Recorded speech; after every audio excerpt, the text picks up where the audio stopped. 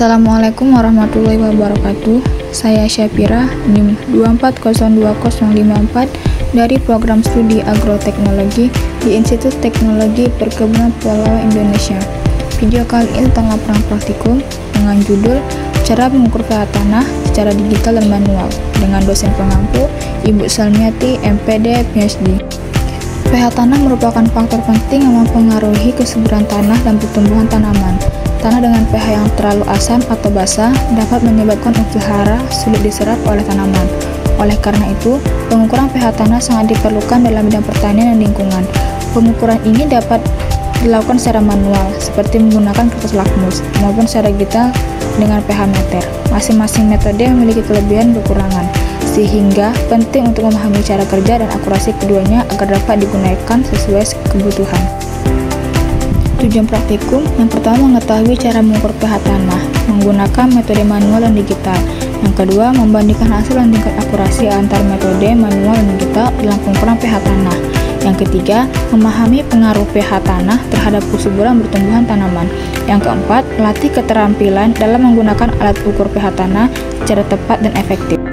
Cara kerjanya yang untuk secara manual, yang pertama, ambil sampel tanah dan campur dengan air suling perbanding 1:1. Yang kedua, aduk lalu diamkan hingga mengendap. Yang ketiga, celupkan kertas lakmus ke larutan tanah.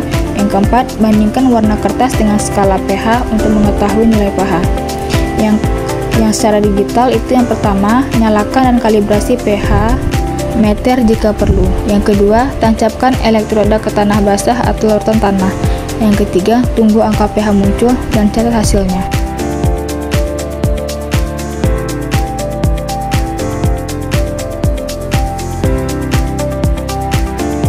Untuk hasilnya, yang untuk digital, titik pertama itu 7,0 atau netral, titik kedua itu 7,0 atau netral, titik ketiga 8,5 basah, titik keempat 7,0 yang berarti adalah juga netral.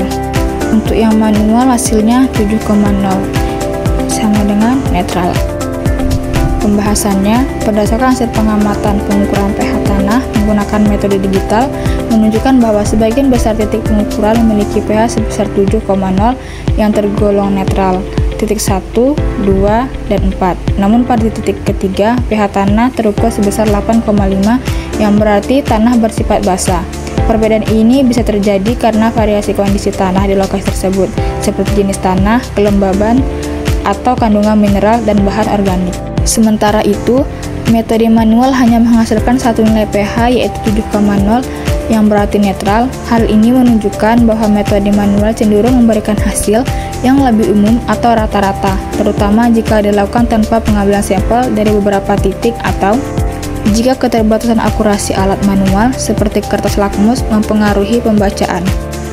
Secara keseluruhan, hasil ini menunjukkan bahwa metode digital lebih sensitif terhadap variasi pH di lapangan dan memberikan hasil yang lebih detail.